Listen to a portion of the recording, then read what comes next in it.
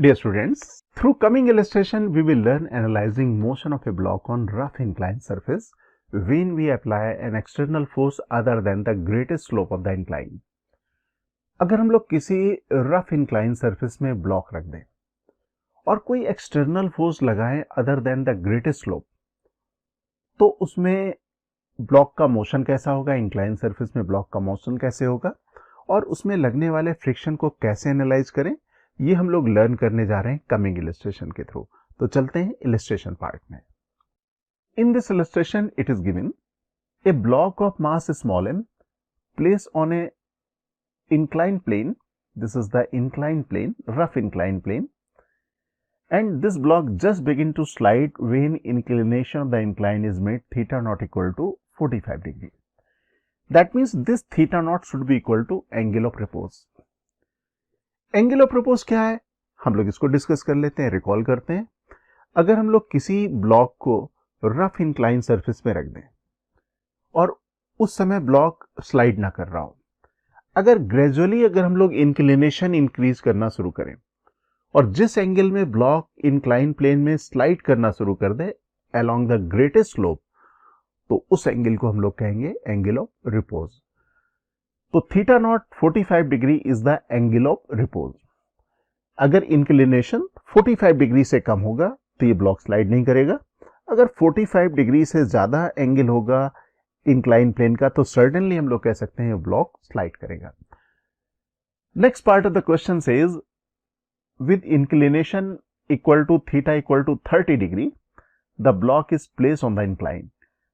This 30 degree is less than angle of repose, that means this block is not going to slide over this incline surface. A horizontal force capital F parallel to the surface of the incline is applied to the block. अब ये जो block 30 degree में inclination में रखा था, इसमें हमने ये फोर्स लगाना शुरू किया F हॉरिजॉन्टल डायरेक्शन में, ओके। और ये जो फोर्स लगाया इसकी मैग्नीट्यूड को हम लोग ग्रेजुअली इंक्रीज करते गए, 0 से ज्यादा करते गए, ओके। ग्रेजुअली हम लोगों ने इसको इंक्रीज करना शुरू किया, जैसा क्वेश्चन में लिखा भी हुआ है कि F is gradually increase from 0। At what angle alpha to the force capital F will the block first begin to slide। हमें ये एंगल मालूम करना है अल्फा, जिस एंगल में ये ब्लॉक स्लाइड करना शुरू करेगा। ये जो डॉटेड लाइन रेड कलर की आप देख रहे हो, ये रिप्रेजेंट कर रही है मोशन ऑफ द ब्लॉक की डायरेक्शन को। तो हमें बतलाना है कि अल्फा की वैल्यू कितनी होगी, इस लाइन ऑफ मोशन का एंगल जो कैपिटल F है हॉरिजॉन्टल डायरेक्शन में लगने वाले फोर्स से कितना एंगल बनाएगा, अल्फा की value. And also we need to find the value of capital F, that means capital F की वैल्यू हम लोगों को स्मॉल m और g के टर्म में बतलानी है, ओके। तो डायग्राम मैं कॉपी कर लेता हूं फिलहाल नेक्स्ट पेज में, ये मैं डायग्राम कॉपी कर लेता हूं। This is the 3 dimensional situation. Laws of motion की प्रॉब्लम हो या काइनेमेटिक्स की प्रॉब्लम हो या कोई भी फिजिक्स की प्रॉब्लम हो, 3 डायमेंशनल सिचुएशन को एनालाइज करना नॉर्मली थोड़ा मुश्किल होता है, क्योंकि हम लोग उसमें लगने वाले फोर्सेस को पूरी तरह से रिप्रेजेंट नहीं कर पाते, फ्री बॉडी डायग्राम नहीं बना पाते। सो लेट अस इमेजिन कि हम लोग यहाँ पे इस सिचुएशन को ऑब्जर्व कर रहे हैं right side of this incline plane. यहाँ पे ऑब्जर्वर है, सपोज आप यहाँ पे खड़े हुए और आप यहाँ से देख रहे हो।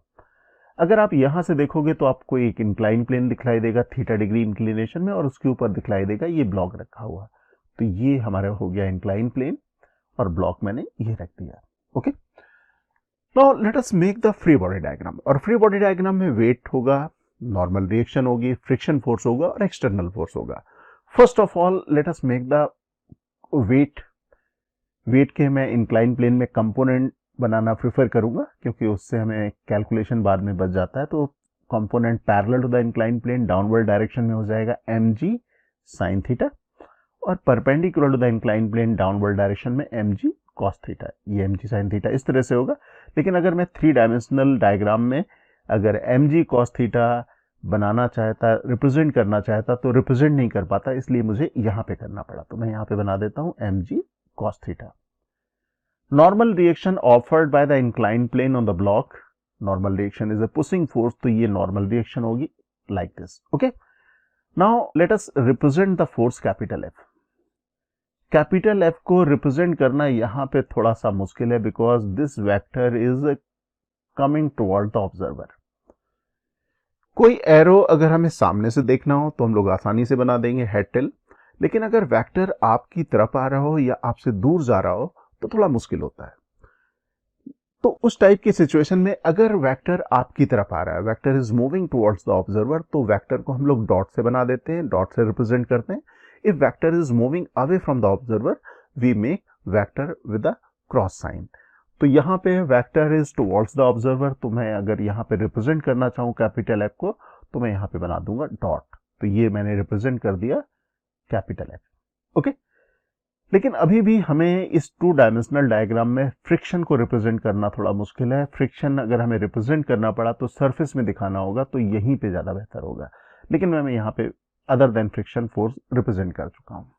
ओके, अब जैसा क्वेश्चन में कहा गया था कि this block just begin to slide when inclination of the incline made theta not equal to 45 degree. हम लोगों ने डिस्कस किया था कि this theta not should be angle of repose, theta not की वैल्यू एंगल ऑफ रिपोज के बराबर होगी। अब एंगल ऑफ रिपोज और कोफिशिएंट ऑफ द फ्रिक्शन में एक रिलेशन है, वो रिलेशन है mu equal to 10 theta not.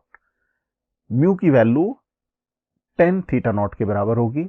ये एक इंपॉर्टेंट रिलेशन है, हम लोग इसको डायरेक्टली यूज करते हैं। अब यहाँ पे थीटा नॉट की वैल्यू 45 डिग्री है, तो मैं यहाँ पे वैल्यू सब्स्टिट्यूट कर देता हूँ, इससे हमें म्यू की वैल्यू मिल जाएगी और ये म्यू की वैल्यू आएगी 1। That means coefficient of the friction between the incline surface and block should be equal to 1। अब मैक्सिमम फ्रिक्शन फोर्स की वैल्यू कैलकुलेट कर लें। Maximum friction force will be equal to mu multiplied by N. यहाँ पे हम लोगों को static friction और काइनेटिक फ्रिक्शन कोफिशिएंट के बारे में अलग अलग कुछ भी नहीं कहा गया है, इसलिए हम लोग यहाँ पे म्यू की वैल्यू जनरलाइज वे में ले रहे हैं। That means we are assuming kinetic coefficient of the friction and static coefficient of the friction both are equal. अगर हमें यहाँ पे ये वैल्यू स्टैटिक और काइनेटिक अलग अलग गिवन होती तो यहाँ पे वैल्यू हम लोग रखते स्टैटिक कोफिशिएंट ऑफ फ्रिक्शन की। ओके, लेकिन यहाँ पे हमारे पास दोनों वैल्यू के बारे में अलग अलग कोई डिफरेंस नहीं है, इसलिए हम लोग इसको जनरल वे में दोनों इक्वल ले रहे हैं। ऐसी सिचुएशन में मैक्सिमम फ्रिक्शन फोर्स की वैल्यू हो जाएगी म्यू मल्टीप्लाइड बाई एन। तो maximum friction force mu multiplied by N मैं लिख देता हूं, और एन की वैल्यू हम लोग यहां से मालूम कर लेंगे, N is equal to m g cos theta. Okay, and we know theta is equal to 30 degree. Mu की वैल्यू भी हमें मालूम हो चुकी है, तो यहाँ पे mu equal to 1, theta equal to 30 degree, and cos 30 की वैल्यू भी हम लोग जानते हैं, that is equal to √3 divided by 2। तो मैं ये वैल्यू लिख लेता हूं m ji multiplied by √3 divided by 2। Rearrange करके मैं इसको लिखूंगा। ओके, तो ये आ गया m g √3 divided by 2। This is the maximum possible value of the friction force between the block and incline surface. Okay, अब मैं यहाँ पे इस वैल्यू को बाद में यूज करूंगा, लेकिन अब मैं यहाँ पे फ्रिक्शन के बारे में सोचता हूँ। ये मैंने बना दिया m g sine theta, this is the capital F. Okay, अब अगर हम लोग कहेंगे कि ब्लॉक जब स्लाइड करना शुरू करेगा तो resultant of the capital F और एम जी साइन थीटा, इन दोनों का रिजल्टेंट इस डायरेक्शन में होना चाहिए जिस डायरेक्शन में मोशन होगा, और मोशन के रिलेटिव मोशन के अपोजिट डायरेक्शन में एक्ट करेगा फ्रिक्शन, और वो फ्रिक्शन की वैल्यू होगी काइनेटिक अगर मोशन इसका स्टार्ट हो जाएगा। तो मैं इसका डायग्राम ड्रॉ कर लेता हूँ, फ्रंट व्यू ड्रॉ कर लेता हूँ। ये हो गया कैपिटल एफ हॉरिजॉन्टल डायरेक्शन में, ये डायरेक्शन हो गई m g sine theta, and resultant of these two, m g sine theta को मैंने 30 अगर रखता तो 1/2 आता, तो एम जी डिवाइडेड बाई 2 मैंने लिख दिया। अब इसका रिजल्टेंट हम लोग अगर ड्रॉ करेंगे तो रिजल्टेंट आएगा इस डायरेक्शन में, दिस इज द रिजल्टेंट। और हम लोग यहाँ पे कह सकते हैं कि ये ब्लॉक मूव करना कब शुरू करेगा, when this F resultant becomes m g √3/2। जिस समय ये जो एफ रिजल्टेंट की वैल्यू एफ मैक्स के बराबर हो जाएगी, तो हम लोग कहेंगे ये ब्लॉक स्लाइड करना शुरू करेगा, और स्लाइड करना शुरू करेगा तो रिलेटिव मोशन के अपोजिट डायरेक्शन में, इस डायरेक्शन में फ्रिक्शन फोर्स लगेगा। Okay, this is the direction of the friction force. Okay, और ये एंगल अल्फा है, तो यहाँ पे ये एंगल हम लोग अल्फा ड्रॉ कर देते हैं। अब हमारे पास यहाँ पे रिजल्टेंट फोर्स कैलकुलेट करना होगा।